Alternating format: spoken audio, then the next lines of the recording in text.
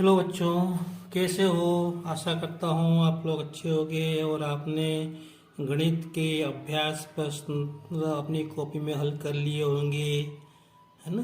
फिर भी मैं आपको एक बार समझा देता हूँ कि तो अभी सबसे पहले मेरे पास सेट सी है, तो मैं इसके प्रश्न हल करवाता हूँ। इसका पहला प्रश्न है, संख्याओं 5, 15, 20 के लिए एलसीएम और एचसीएफ का अनुपात क्या होगा। तो सबसे पहले हमको एलसीएम और एचसीएफ निकालना पड़ेगा।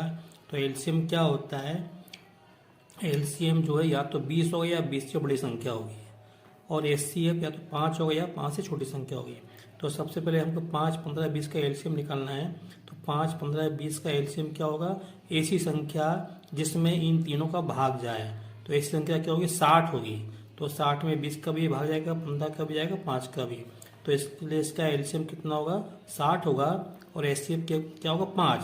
5 का भाग तीनों में जाता है। तो इसलिए अब हमको अनुपात निकालना है। तो एलसीएम बटे एचसीएफ, तो एलसीएम कितना आया था, 60 आया था, और एचसीएफ कितना, 5 आया था। तो काटेंगे तो 5 से 60 कटेंगे 12 बार, तो 12:1 आएगा। तो इसलिए हमारा उत्तर इसमें ये सही होगा। ठीक है बच्चों। अब अगला प्रश्न देखते हैं, ए एक्स प्लस बी का शून्य। तो वैसे तो माइनस बी अपॉन ए होगा, तो अगर आपको आ जाए तो आप कैसे निकाल लेंगे, आप ए एक्स प्लस बी को बराबर 0 लिखेंगे। यहाँ से इस बी को इधर ले जाएंगे तो ए एक्स बराबर माइनस बी हो जाएगा। तो एक्स बराबर माइनस बी बटे ए। ठीक है, ये तो हमको x का मान निकालना होता है। x का मान क्या आएगा, माइनस बी अपॉन ए, ये इसका शून्य होगा। अब देखो, अभी समझाने का नहीं, अभी तो अपने को हल करना है, देखना है, क्योंकि अपने पास आपके पास समय नहीं है इतना। और एक ही समीकरण का एक अद्वितीय हल होगा, तो इसका उत्तर क्या होगा, ये होगा। सही उत्तर क्या होगा, ये होगा। अगर यहाँ लिखा होता अनेक हल तो इसका उत्तर ये होता। अगर यहाँ लिखा होता कोई हल नहीं तो इसका उत्तर ये होता। चलो आगे देखते हैं। अब इसका ये अपने को समानता श्रेणी दी है, इसका सारवंतर निकालना है। तो सारवंतर क्या करते हैं, अगले पद में से पहला पद घटा दो। तो इसमें से इसको हटाएंगे, ये -2 है, -2 में से 2 घटाओ, -2 में से घटाओ क्या, 2 घटाओ, तो ये क्या जाएंगे, -4 आएगा। तो इसलिए इसका सारवंतर कितना होगा, -4 होगा। आगे देखते हैं, द्विघात समीकरण में मूलों की अधिकतम संख्या क्या होती है। द्विघात समीकरण ये इस तरह होता है, ए एक्स वर्ग प्लस बी एक्स प्लस सी बराबर 0। तो इसके घातांक 2 है, तो इसके 2 मूल होंगे। ठीक है, तो द्विघात समीकरण में मूलों की अधिकतम संख्या कितनी होगी, 2 होगी। अब किसी त्रिभुज के शीर्ष ये हैं, तो उसके केंद्रक के निर्देशांक होंगे। तो अब ये थोड़ा लंबा है ना, तो इसको आपको करना पड़ेगा हल, इसको अपन बाद में देखेंगे। अब रिक्त स्थान है, तो यहाँ पे वर्गमूल 3 एक अपरिमेय संख्या है। द्विघात समीकरण के मूलों की प्रकृति क्या होगी, तो इसके लिए हमको विभक्ति कर निकालना पड़ेगा। तो हम निकालते हैं, विभक्ति कर क्या होता है, बी स्क्वायर -4ac होता है। ए का मान 1, बी का मान 1, सी का मान -1, ये ए बी सी का मान इसमें रख देंगे।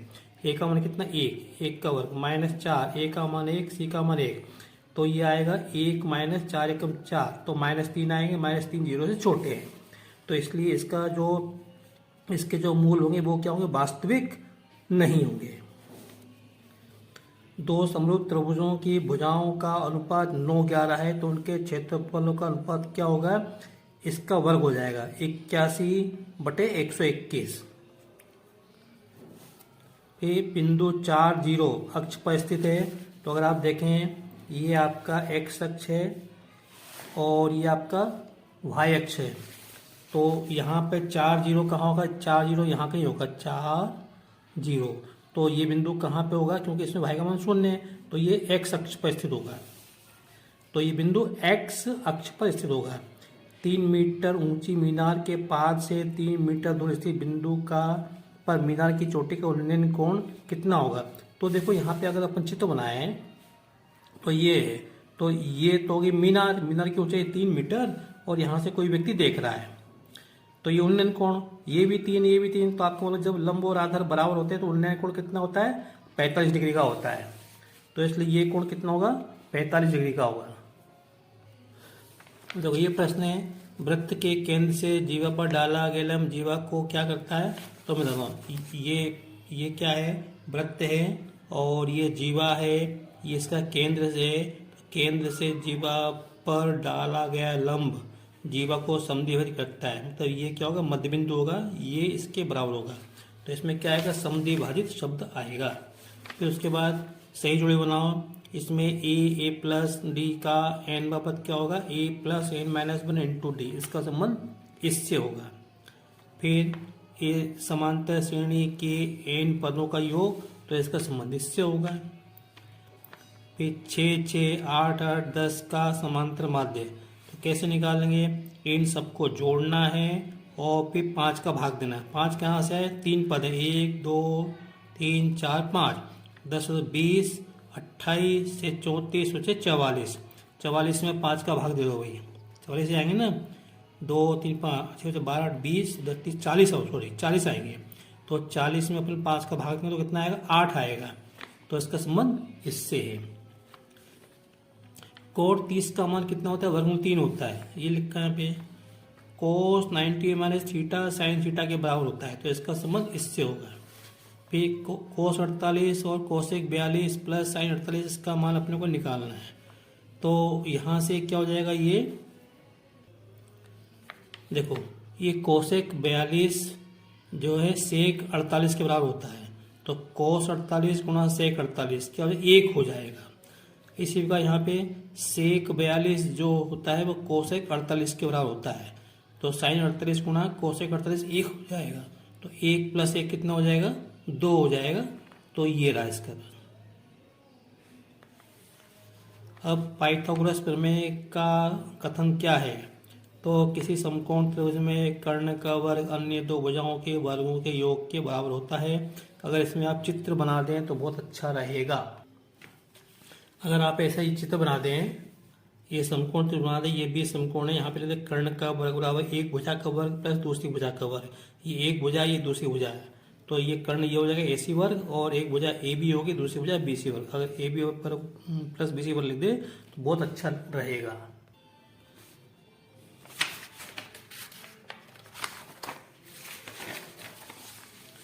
देखो ये पूछा मूल बिंदु से बिंदु XY की दूरी लिखो।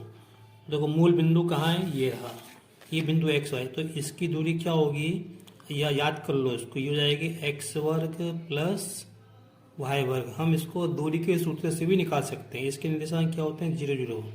तो अगर आप निकालोगे तो आपको x वर्ग प्लस y वर्ग वर्गमूल में ऐसा आपको मिलेगा। तो आपका उत्तर ये होगा x वर्ग प्लस y वर्ग का वर्गमूल।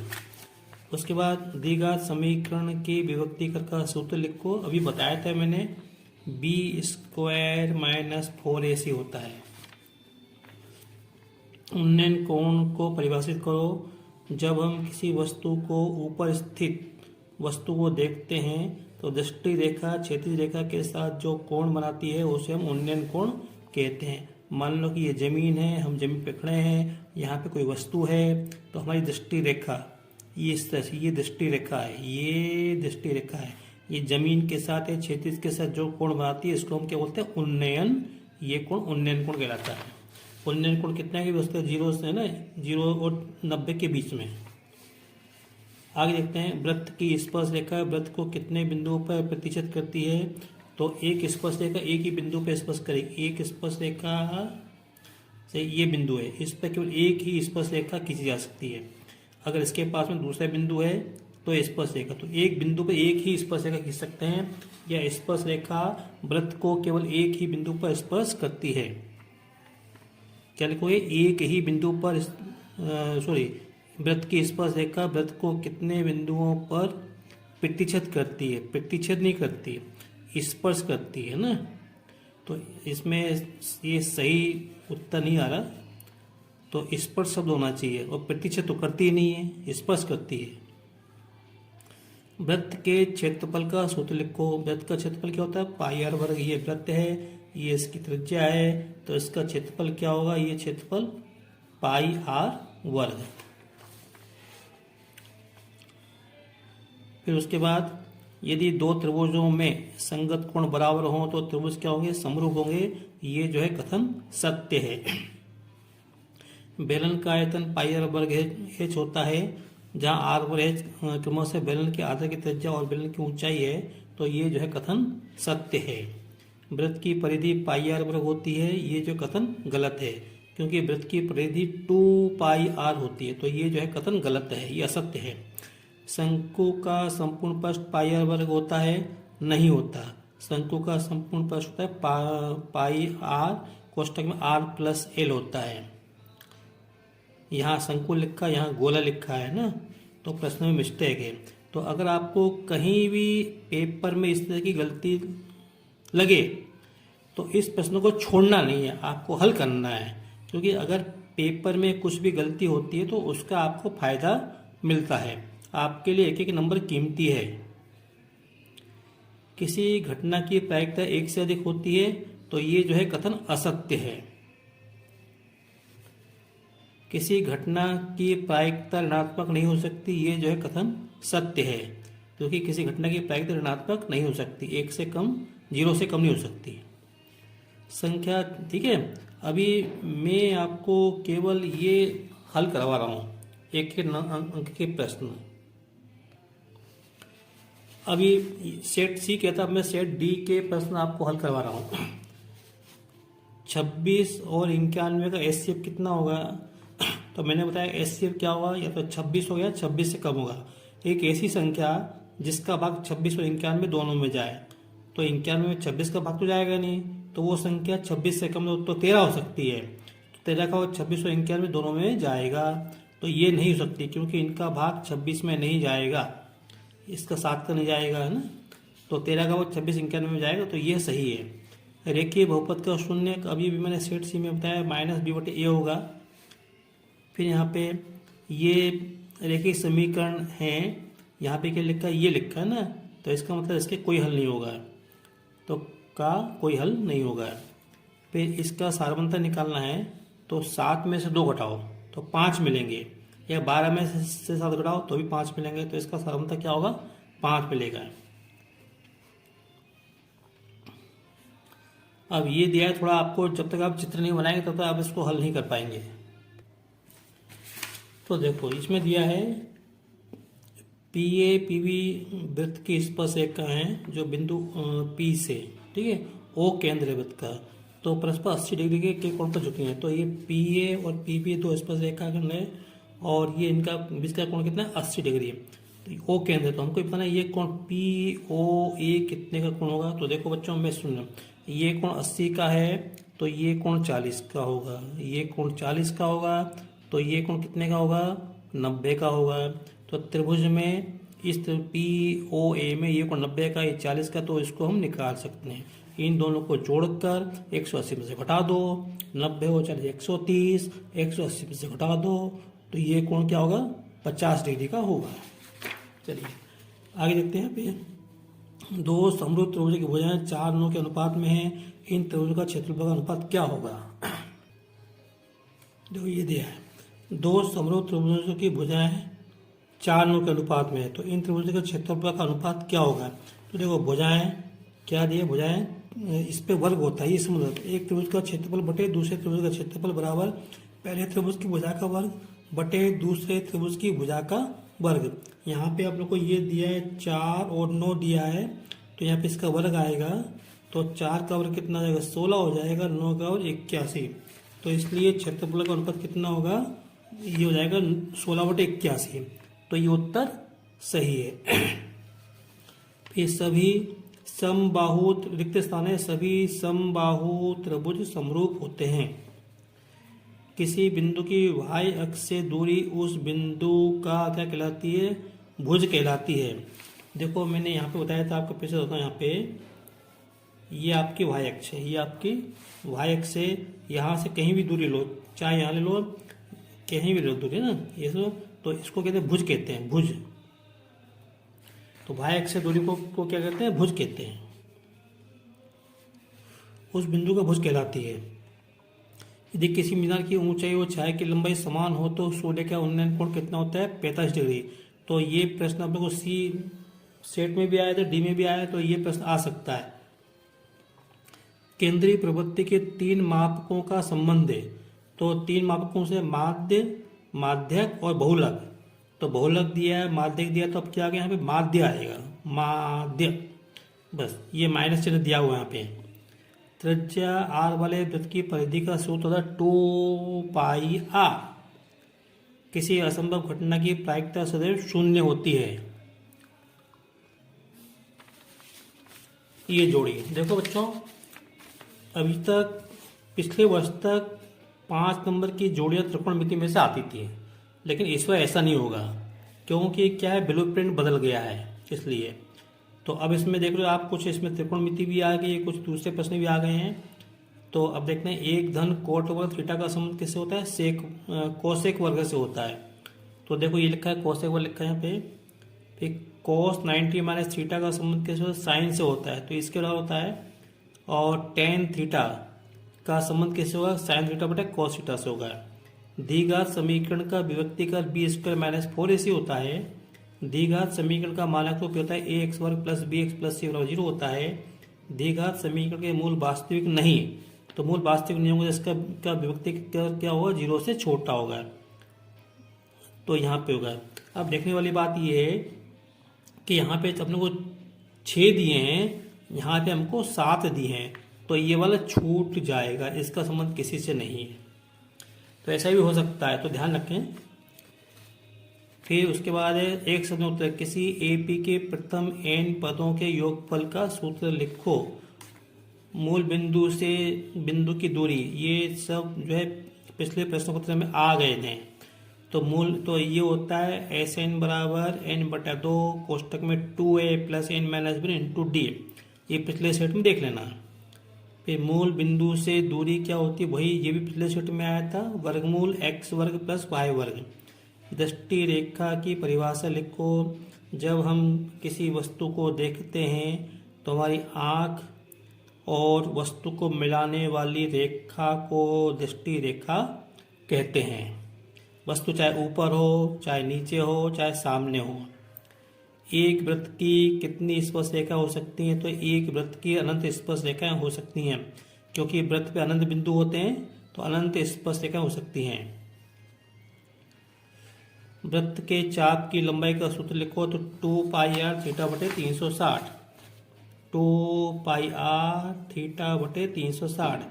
अब आपको मालूम होना चाहिए कि चाप क्या होता है, वो भी मैं आपको बताऊँ। ये जैसे केंद्र है, ये मैंने इसको मिला दिया, तो ये इसकी त्रिज्या r है, ये कोण है थीटा, तो चाप की लंबाई ये होती है। तो चाप की लंबाई का सूत्र है 2πr थीटा बटे 360 डिग्री। ये होता है। किताब के अंदर पुस्तक में थीटा बटे 360 यहाँ पे दिया है, तो उससे कोई फर्क नहीं पड़ता, आप चाहो तो इधर लिख देना है। फिर बेलन के आयतन का सूत्र लिखो।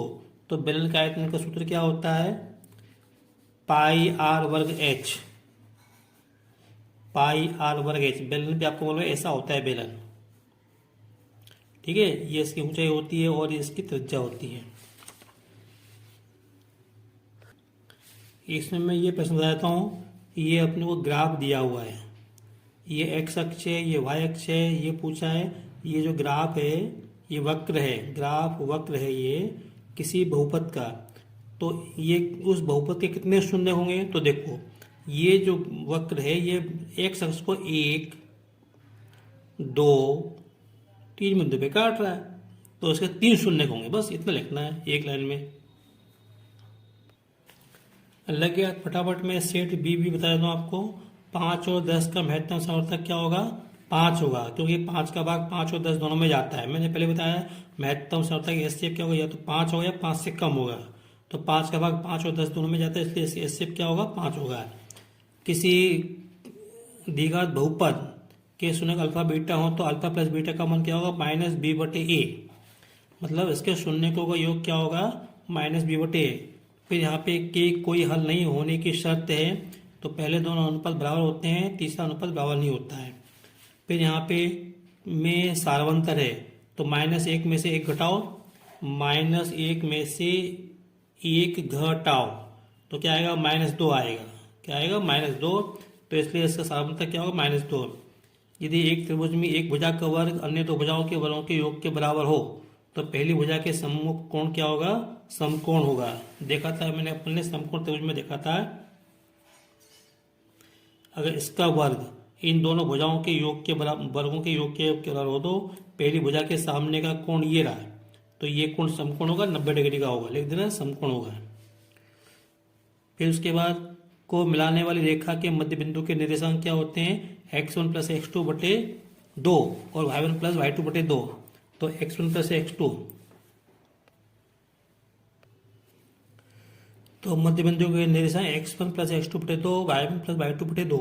यहाँ पे अपन को ये x1 है, y1 है, ये x2 y2, तो यहाँ पे अपन मान रख देंगे, इसको हल करेंगे तो -2/2, तो -1 आएगा, यहाँ से 2/2 तो 1 आएगा, तो इसलिए इसका सही उत्तर क्या होगा, -1 और 1 होगा। फिर 3 वर्गमूल 2 क्या है, एक अपरिमेय संख्या है, px एक द्विघात बहुपद है, और तो px बराबर 0 को मूल समीकरण कहते हैं। क्या कहते हैं, द्विघात समीकरण कहते हैं, द्विघात समीकरण कहते हैं। किसी द्विघात समीकरण के मूल यदि वास्तविक और समान है तो विभक्तिकर का मान क्या होगा, 0 होगा। समांतर श्रेणी का 10वां पद तो a प्लस 9d होगा। वे सभी आकृति जिनके आकार समान होते हैं परंतु इनके माप समान होना जरूरी नहीं है, उसको अपन समरूप आकृति कहते हैं। क्या कहते हैं, समरूप आकृति कहते हैं। यहाँ पे त्रिभुज शब्द कहीं नहीं आया, आकृति आई है, तो आकृति त्रिभुज भी हो सकती है, चतुर्भुज भी हो सकती है, पंचभुज भी हो सकता है। बिंदु 0, 4 y अक्ष पे स्थित है। देखो ये x अक्ष है, y अक्ष, तो x का मान 0 है, तो x का मान 0 होगा तो बिंदु y अक्ष पे स्थित होंगे, तो ये 0, 4 y अक्ष पे स्थित होगा। फिर सही जोड़ी है, sec square minus theta minus 1 बराबर ये टेन स्क्वायर थीटा के बराबर होगा। फिर यहाँ पे कॉट थीटा का संबंध किससे होगा, कॉट थीटा का संबंध 1/10 से होगा। 1 माइनस साइन वर्ग थीटा बराबर कॉस वर्ग थीटा होता है। अर्धवृत्त का क्षेत्रफल पाई आर वर्ग बटे 2 होता है। ये देखो पूरा वृत्त है, ये इसका क्षेत्रफल होगा पाई आर वर्ग, और ये अर्धवृत्त है तो इसका क्षेत्रफल होगा पाई आर वर्ग बटे 2।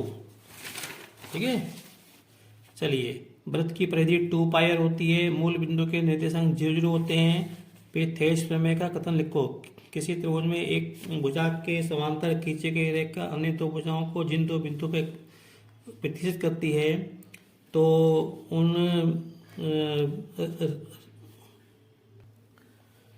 तो वे बिंदु उन रेखाओं को समान अनुपात में विभाजित करते हैं। इसका आपको चित्र भी बनाना चाहिए।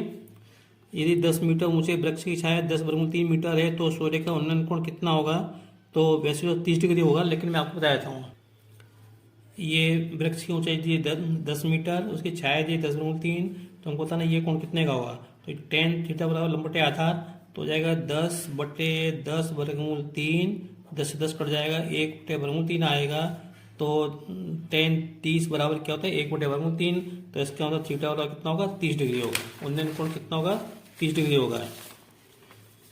फिर द्विघात समीकरण के विभक्तिकर का सूत्र b² माइनस 4ac पिछले सेट में आ गया, बता दिया मैंने। वृत्त की एक छेदक रेखा वृत्त को कितने बिंदु पर काटती है, तो 2 बिंदु पर काटती है। ये वृत्त है तो ये छेदक रेखा है, देखो एक बिंदु ये रहा, एक बिंदु ये रहा, कहीं भी वो तो ये कर दिए, एक बिंदु ये रहा, एक तो इसको छेदक रेखा कहते हैं। तो छेदक रेखा वृत्त को 2 बिंदु पर काटती है। अब ऐसा भी आता है कि छेदक रेखा क्या होती है, ऐसा भी आता है प्रश्न। शंकु के आयतन का सूत्र लिखो, तो शंकु तो आपने देखा ही होगा, शंकु जोकर की टोपी, मेहंदी का कोण, ये r है, ये h है, तो 1/3 पाई आर वर्ग h। तो ये शंकु का आयतन को, या फिर 3, 3, 4, 5 का समांतर माध्य क्या होगा, इनको जोड़ो, 3, 3, 6, 4, 10, 5, 15, 5, 20, इसमें 5 का भाग दे दो, 5 अंक है ना, 5 अंक है तो 20 में 5 का भाग 4 बार जाएगा, तो ये 4 आएगा। ये ए बी सी तो ए पी में है, तो बी बराबर ए प्लस सी बटे, तो ये जो कथन सत्य है। किसी निश्चित घटना की प्रायिकता का मान 1 होता है, क्या सत्य है। गोले का संपूर्ण पृष्ठ पाई आर वर्ग होता है, ये गलत है। सही क्या है, सही 4 पाई आर वर्ग है। किसी वृत्त के अनंत स्पर्श रेखाएं हो सकती हैं क्या, हाँ हो सकती हैं। अनंत बिंदु होते हैं, अनंत स्पर्श होते हैं। यदि किसी घटना की प्रायिकता p है तो p का मान 0 और 1 के बीच होता है, हाँ ये जो कथन सत्य है। क्षैतिज तल से ऊपर की ओर देखने पर दृष्टि रेखा क्षैतिज रेखा के साथ अवनमन कोण बनाती है, गलत है ये कथन, क्योंकि उन्नयन कोण बनाती है, इसमें क्या लिखा है अवनमन कोण, तो ये कथन गलत है। बस बच्चों, इस पेज में इतना ही। वीडियो लंबा हो रहा है। आशा करता हूँ इस वीडियो से आप लाभ उठाएंगे। अगर आपको मेरा वीडियो पसंद आया हो तो इसे लाइक करें, शेयर करें, सब्सक्राइब करें। Thank you.